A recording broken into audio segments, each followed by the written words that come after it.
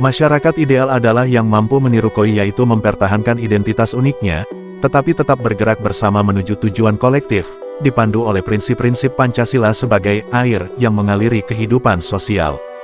Salam Blangkon, Sobat Blangkoners, berjumpa lagi. Mari belajar mengasah imajinasi bersama dosen Blangkon tentang Pancasila versus ikan koi. Selamat belajar. Hari ini, kita akan belajar berpikir tentang Pancasila versus ikan koi dalam perspektif sosiologi. Mari kita jelajahi lebih lanjut. 1. Ketuhanan yang Maha Esa versus perjuangan koi menghadapi arus. Pancasila, prinsip pertama menekankan keyakinan pada Tuhan sebagai dasar spiritualitas dan moral. Ikan koi. Koi dikenal sebagai simbol ketekunan dan spiritualitas dalam budaya Asia, terutama dalam legenda, koi menjadi naga, yang melambangkan perjuangan melawan arus untuk mencapai transformasi spiritual. Analisis sosiologis. Keyakinan pada Tuhan Pancasila memberikan kerangka nilai yang mengarahkan manusia menghadapi tantangan hidup, seperti koi yang berjuang melawan arus untuk naik tingkat.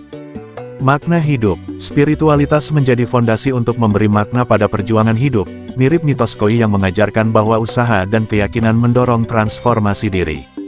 Pendapat, masyarakat membutuhkan mitos atau nilai transendental seperti Pancasila atau legenda koi untuk memotivasi individu dalam menghadapi ketidakpastian hidup. 2. Kemanusiaan yang adil dan beradab versus koi yang hidup dalam harmoni.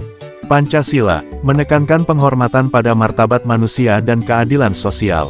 Ikan koi. Koi hidup berkelompok secara harmonis di kolam, saling berinteraksi tanpa saling menyerang. Analisis sosiologis. Kemanusiaan Pancasila mengatur interaksi sosial yang saling menghargai, seperti koi yang menjaga keseimbangan dalam kelompoknya.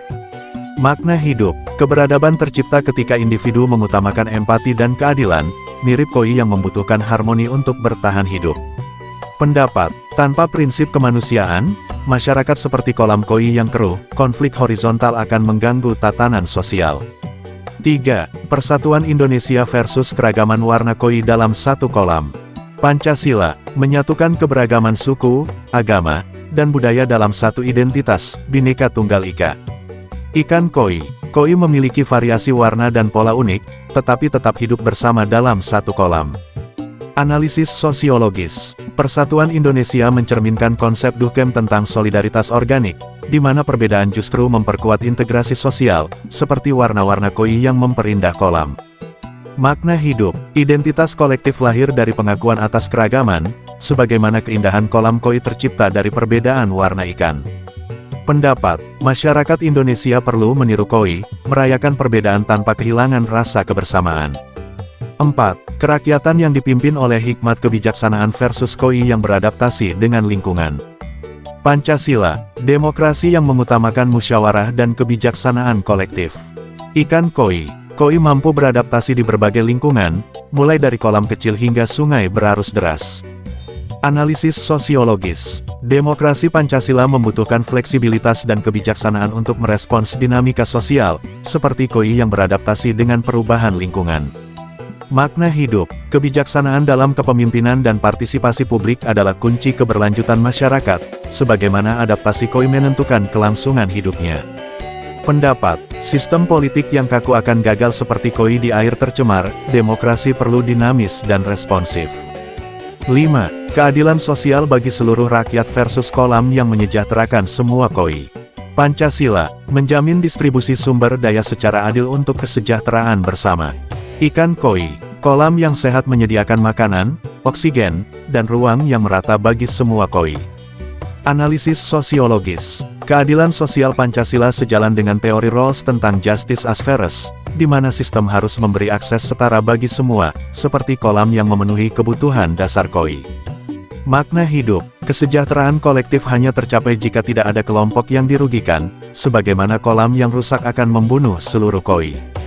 Pendapat, ketimpangan adalah racun bagi masyarakat. Sama seperti kolam kotor bagi koi, tanpa keadilan, kehidupan bersama tidak mungkin bermakna. Kesimpulan, perspektif sosiologi. Ikan koi dan Pancasila sama-sama mengajarkan bahwa makna hidup ditemukan melalui integrasi antara nilai-nilai kolektif dan adaptasi individu. Sosiologi melihat masyarakat sebagai kolam tempat individu koi berinteraksi, di mana Pancasila menjadi sistem nilai yang menjaga keseimbangan, sementara Koi merepresentasikan ketahanan dan harmoni.